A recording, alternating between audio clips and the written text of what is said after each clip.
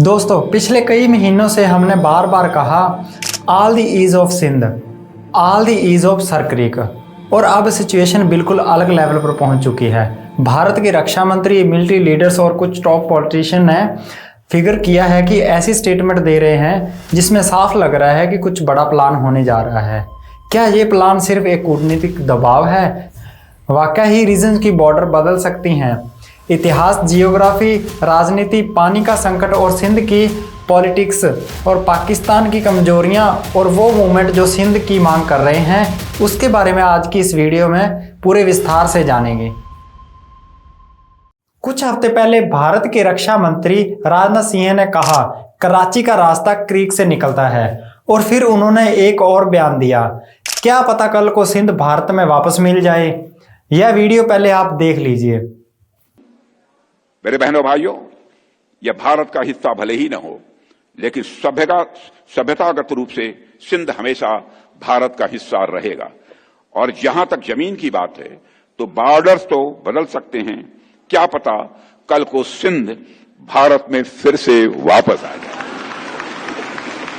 यह कोई random line नहीं है, यह एक पब्लिक प्लेटफॉर्म पर बोला गया एक पॉलिटिशियन और माइक्रोफोन और क्लोजिंग स्टेटमेंट है। यही बात 2 साल पहले उत्तर प्रदेश के मुख्यमंत्री योगी आदित्यनाथ भी कह चुके हैं। उन्होंने कहा no reason why India can not take back Sindh. अब सवाल उठता है, क्या यह पॉलिटिकल रोटैरिक है या ग्राउंड पर कुछ बदल रहा है? अगर आपको लगता है कि सिंध सिर्फ एक प्रांत है तो 2 मिनट रुकिए। सिंध वो जमीन है जहां मोहनजोदारो खड़ा था, दुनिया का सबसे पुराना planned city, Indus valley civilisation की जन्मभूमि।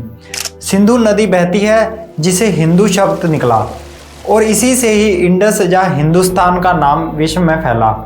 हमारे वेदों में विशेष रूप से ऋग्वेद में सिंधु का नाम बार बार आता है, और हम अपना राष्ट्रीय गान गाते हैं पंजाब सिंध गुजरात मराठा। तो यह भारत की सभ्यता सीमाओं का एक प्रतीक है, सिर्फ पॉलिटिकल बाउंड्रीज का नहीं, सिर्फ भारत का कनेक्शन नहीं है, डीप हिस्टोरिकली, कल्चरली और लिंग्विस्टिक है। अब बात करते हैं वो कारण जिनकी वजह से सिंध आज पाकिस्तान से बुरी तरह से नाराज है। पहली बात, पानी चुराने का आरोप। पंजाब प्रांत सिंध के हिस्से का पानी रोक रहा है। इंडस वाटर को लेकर झगड़ा इतना बढ़ चुका है कि पंजाब सरकार ने हाल ही में सिंध पर आरोप लगाया कि यह लोग जरूरत से ज्यादा पानी खींच रहे हैं। सच क्या है? पानी की कमी से परेशान हैं सिंधी लोग। दूसरी बात, बजट और संसाधनों पर कंट्रोल। सिंध की अर्थव्यवस्था पहले बेहद मजबूत थी, आज पानी, रोजगार, बिजली, इंफ्रास्ट्रक्चर सब में गिरावट है। तीसरा, भाषा पर हमला, यानी उर्दू थोपने की वजह सिंधी भाषा को विलुप्त होने के कगार पर है। ये वही गलती है जो पाकिस्तान ने बांग्लादेश के साथ की थी, और नतीजा आप जानते हैं, देश टूट गया था। दुख की बात यह है कि सिंध की असली ट्रेजेडी को अक्सर लोग भूल जाते हैं। 1941 में सिंध की आबादी लगभग 40 लाख थी, उसमें अब 11 लाख हिंदू थे, यानी एक बड़ा समुदाय।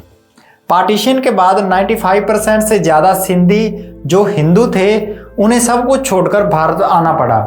उसके बाद सिर्फ कपड़े थे, घर, खेत और ज़मीन सब सिंध में ही रह गया।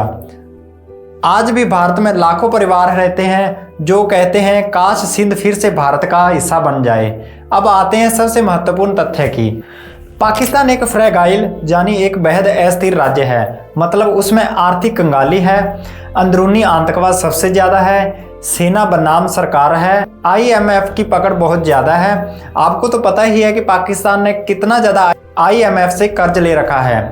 बलूचिस्तान से उसका विद्रोह चल रहा है, KPK की अलग मांगे हैं, अफगानिस्तान के साथ सीमा संकट का विवाद चल रहा है। एक देश कितने मोर्चों पर लड़ सकता है? और इसी बीच सिंध में JSMM ने हाल ही में मैसिव रैली की।